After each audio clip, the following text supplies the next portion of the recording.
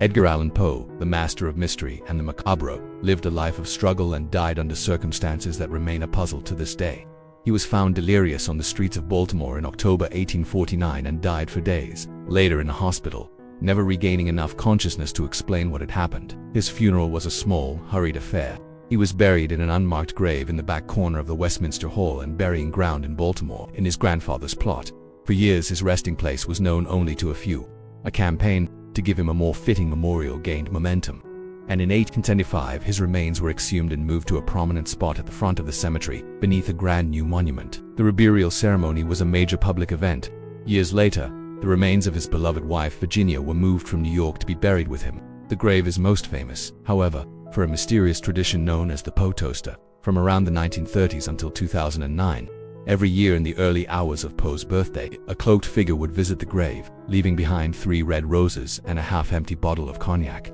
The identity of the toaster has never been confirmed, adding one final perfect layer of Gothic mystery. Jane Austen was a brilliant and witty novelist whose masterful works of social commentary, including Pride and Prejudice and Sense and Sensibility, made her one of the most beloved authors in the English language. She wrote in relative anonymity, with her novels published without her name on them. In 1817, suffering from what historians now believe was Addison's disease, she traveled to the city of Winchester to seek medical care, but died there in July at the age of 41. As a daughter of a clergyman and sister of a well-regarded family, she was granted the honor of being buried inside the magnificent Winchester Cathedral. Her grave is in the north aisle of the nave, marked by a large, black marble ledger stone set into the floor. For decades, this stone was the only memorial, and its lengthy inscription is famous for what it doesn't say. It praises her gentle character, her benevolent nature, and her Christian faith, but makes no mention whatsoever of her extraordinary literary achievements. This omission reflected the view at the time that writing novels was not a respectable profession for a gentlewoman. It wasn't until the late 19th century, as her fame grew, that her nephew had a brass plaque installed nearby to clarify her identity as a great author.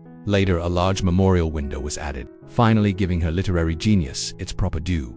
Victor Hugo was more than a writer in France. He was a national institution, the author of towering works like Les Miserables and The Hunchback of Notre Dame. He was also a poet, a politician, and a moral conscience for the nation. When he died in Paris in May 1885 at the age of 83, his death prompted an outpouring of national grief unlike any seen before. The French government decreed a state funeral of epic proportions. His body lay in state for a night under the Arc de Triomphe, which was draped in black crepe, an honor previously reserved for military leaders. The following day, his funeral procession made its way through the streets of Paris. An estimated 2 million people, a number greater than the city's entire population at the time, lined the route to pay their final respects. It was a monumental event, a celebration of French culture and Republican values. His final resting place was to be the Pantheon, a former church that had been converted into a secular mausoleum for the great men of the French Republic. He was interred in the crypt alongside other French luminaries. His burial transformed the Pantheon into the national shrine it is today, a fittingly grand and symbolic resting place for a writer who was, and remains, a titan of world literature. The Brontë sisters Charlotte, Emily, and Anne were a truly unique literary phenomenon, a family of genius who produced some of the most passionate and enduring novels in the English language, including Jane Eyre, Wuthering Heights, and The Tenant of Wildfell Hall. Their lives, however, were marked by isolation and profound tragedy. Their home was the parsonage in the remote village of Harth, Yorkshire, where their father was the clergyman. It was here that they wrote, and here that most of them died, prematurely, from tuberculosis. Their brother Branwell died in 1848, followed by Emily just 3 months later, and then Anne the following year. Charlotte, the last surviving sibling, died in 1855. With the exception of an act, they are all buried together in a family vault beneath their beloved church, St. Michael and All Angels, just steps from the parsonage. Visitors today can see the simple memorial slab on one of the church pillars that marks the vault's location, listing the names and ages of the family members interred below. Anne, who had died in the seaside town of Scarborough in the hopes that the sea air would cure her, is buried there in St. Mary's Churchyard overlooking the sea. The family's final resting places, both in Harth and Scarborough, are sites of immense literary pilgrimage, somber reminders of the brilliant lives cut so tragically short. Charles Dickens was the great literary superstar of the Victorian age, a novelist whose works like A Christmas Carol, Oliver Twist, and Great Expectations were read by millions and shaped the modern idea of storytelling. He was a man of the people, and his fame was immense. In his will, however, he was adamant about his burial. He wrote, "I emphatically direct that I be buried in an inexpensive, unostentatious, and strictly private manner, requesting to be interred at Rochester Cathedral, a modest church near his country home." He died of a stroke on June 9, 1870. The British public and the press, however, would not accept a private funeral for their national hero. There was an overwhelming demand that Dickens be given the highest possible honor. So, against his explicit final wishes, his family was persuaded to allow his burial in the most prestigious spot in the nation, Poets' Corner in Westminster Abbey. The funeral was held early in the morning to avoid massive crowds, but for days afterward, thousands of mourners filed past the open grave to pay their respects. He was buried next to Handel and near Chaucer and Dr. Johnson. His grave is marked by a simple slab of stone inscribed with his name and dates, a small concession to his desire for humility in a place of monumental grandeur. John Keats was one of the leading figures of the second generation of Romantic poets, whose incredible body of work was produced in a very short life. Plagued by illness, Keats traveled to Rome in 1820 in a desperate attempt to cure his tuberculosis, but the climate offered no relief. He died there in February 1821, at the age of just 25. He was buried in the city's serene Protestant cemetery, a beautiful resting place for non-Catholics near the ancient pyramid of Set. Racked by bitterness over the harsh criticism his poetry had received, Keats did not want his name on his tombstone. He asked his devoted friend, the painter Joseph Severn, who nursed him to the end, for a simple inscription. The stone reads, "This grave contains all that was mortal of a young English poet, who on his deathbed, in the bitterness of his heart at the malicious power of his enemies, desired these words to be engraven on his tombstone. Here lies one whose name was writ in water." It is one of the most heartbreaking epitaphs in all of literature. The stone also features a relief of a Greek lyre with half its strings broken. Joseph Severn died over 50 years later and was buried in an adjacent plot, forever the loyal friend beside the young poet whose name, far from being writ in water, achieved true immortality. Samuel Langhorne Clemens, known by his pen name Mark Twain, is a giant of American literature, the author of classics like The Adventures of Tom Sawyer and Adventures of Huckleberry Finn. His life was famously bracketed by an astronomical event. He was born in 1835, shortly after an appearance of Halley's Comet, and he often predicted he would go out with it. He was right. Twain died of a heart attack on April 21, 1910, just one day after the comet made its next pass by the Earth, though he died in Connecticut. He was buried in his wife Olivia's family plot in Woodlawn Cemetery in Elmira, New York. Elmira was his beloved summer home for over 2 decades, the place where he wrote many of his most famous books. His grave is marked by a tall granite monument, 12 feet high or 2 fathoms, a direct reference to his pen name Mark Twain, which was a riverboat term for water that was 2 fathoms deep and therefore safe to navigate. He is buried alongside his wife and their 4 children, 3 of whom tragically died before him. The simple monument stands as a quiet and dignified memorial, a stark contrast to the boisterous and satirical voice that defined his work and changed American literature forever. Oscar Wilde was a brilliant Irish poet, playwright, and wit, celebrated for works like The Importance of Being Earnest and The Picture of Dorian Gray. His dazzling career came to a calamitous end when he was imprisoned for gross indecency. After his release, he fled to France, impoverished and broken in health. He died in a cheap Parisian hotel in November 1900. At the age of 46, he was first buried in a minor cemetery outside the city. His loyal friend and literary executor, Robbie Ross, later raised funds to have his remains moved to a more fitting location. In 1909, Wilde was reinterred in the prestigious Père Lachaise Cemetery in Paris. Ross commissioned a monumental and controversial tomb from the modernist sculptor Jacob Epstein. The monument is a large block of stone featuring a stylized, winged figure inspired by an Assyrian sphinx, flying forward in a pose that was considered shocking at the time. For decades, the tomb became an icon, attracting a peculiar tradition where visitors would kiss the stone, leaving behind a collage of red lipstick marks. This practice, however, began to damage the stone. In 2011, on the 111th anniversary of Wilde's death, his grandson Merlin Holland unveiled a restored tomb, now protected by a glass barrier, preserving this unique and flamboyant memorial to a man who lived and died for art. Count Leo Tolstoy, author of the epic novels War and Peace and Anna Karenina, was an aristocrat who evolved into a fervent Christian anarchist, pacifist, and social reformer. In his later years, he rejected his wealth and literary fame, seeking a simpler, more spiritual existence. This philosophy extended to his wishes for his death. In 1910, at the age of 82, he fled his estate in a final dramatic act, only to fall ill with pneumonia and die at a remote railway station master's house. He was brought back home to his ancestral estate Yasnaya Poliana for burial. As per his specific instructions,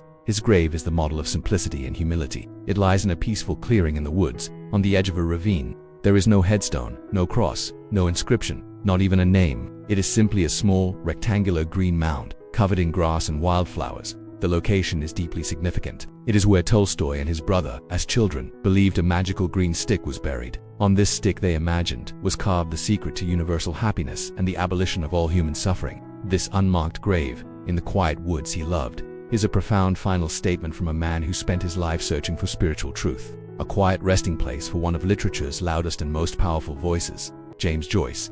The brilliant and revolutionary Irish author of Ulysses and Finnegan's Wake fundamentally changed the course of modern literature. Despite his work being deeply rooted in his hometown of Dublin, Joyce spent most of his adult life in self-imposed exile on the European continent. When World War II broke out, he and his family fled Nazi-occupied France for neutral Switzerland. He died in Zurich in January 1941, following an operation for a perforated ulcer. He was buried in the city's Flunton Cemetery. At the time, Irish officials reportedly declined to pay for the repatriation of his remains, solidifying his status as an eternal exile. His initial grave was simple, but his wife Nora and son Giorgio were buried with him after their deaths. In 1966, Joyce's remains were moved to a more prominent grave of honor within the same cemetery. This permanent grave is marked by a statue by American artist Milton Hebald, depicting Joyce seated, with a book on his lap and one leg crossed over the other, in a relaxed, thoughtful pose. The grave overlooks the city that gave him refuge at the end of his life. It remains a poignant symbol of his complex relationship with his homeland, a man who wrote only of Dublin, but whose body lies forever in a foreign land.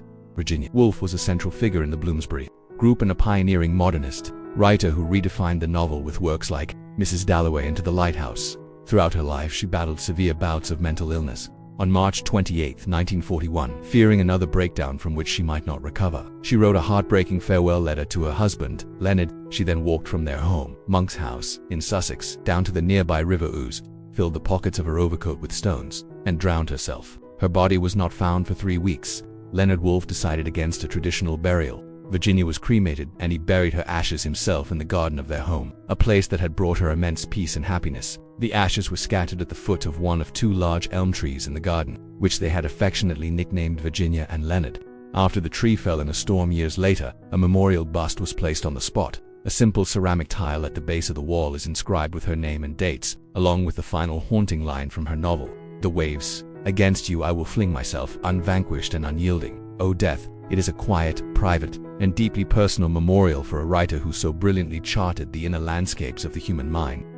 To the legacy of Edgar Allan Poe. William Shakespeare, the Bard of Avon, is arguably the most influential writer in the English language. He died on April 23, 1616, in his hometown of Stratford-upon-Avon, the same town where he was born.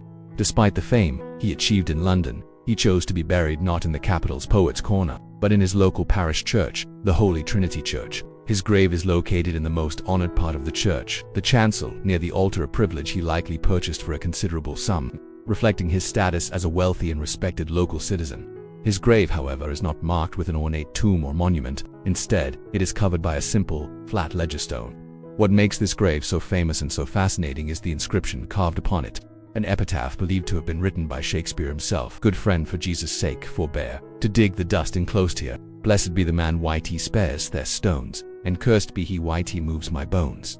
This dire warning has proven remarkably effective. For over 400 years, through church restorations and intense scholarly curiosity, his grave has never been opened. The curse has successfully protected his final resting place, leaving the world to wonder forever about the man whose words reshaped our world, but whose bones remain untouched. F. Scott Fitzgerald was the voice of the Jazz Age, an author whose glamorous and tragic life often mirrored the themes of his brilliant novels, most famously The Great Gatsby. His final years were spent in Hollywood, struggling with alcoholism and working as a screenwriter. He died there of a heart attack in December 1940, at the age of 44. His wife Zelda wanted him buried in his family plot in the Catholic cemetery of St. Mary's Church in Rockville, Maryland. However, the local bishop refused, ruling that Fitzgerald's novels, which were considered morally questionable at the time, and the fact that he was not a practicing Catholic, made him ineligible for burial in consecrated ground. As a result, he was interred in the nearby Rockville Union Cemetery. When Zelda died in a hospital fire 7 years later, she was buried with him. It wasn't until 1975,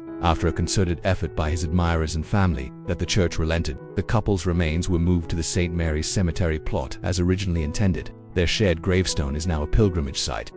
Eric Arthur Blair, known to the world as George Orwell, was one of the 20th century's most important writers. whose novels Animal Farm in 1984 became powerful warnings against totalitarianism. A man who valued simplicity and honesty, Orwell left specific instructions for his funeral. He requested to be buried, not cremated, according to the rites of the Church of England, and in the closest churchyard to where he died. He also asked that his tombstone be plain and simple. He died of tuberculosis in a London hospital in January 1950. However, all the London cemeteries were full, fearing he would have to be cremated against his wishes. His friend, David Astor, editor of the Observer newspaper, intervened. Astor arranged for Orwell to be buried in the parish of his family's country home, in the churchyard of All Saints Church in Sutton Courtenay, Oxfordshire, a village with which Orwell himself had no direct connection. His grave is a testament to his desire for modesty. It is a simple, flat ledge of stone, often surrounded by rose bushes planted in his honor. The inscription is spare, bearing only his birth name, birth date and death date, reading, Eric Arthur Blair, born June 25, 1903, died January 21, 1950. There is no mention of his famous pen name or his monumental literary achievements, a humble and unassuming end for a man whose ideas were anything but.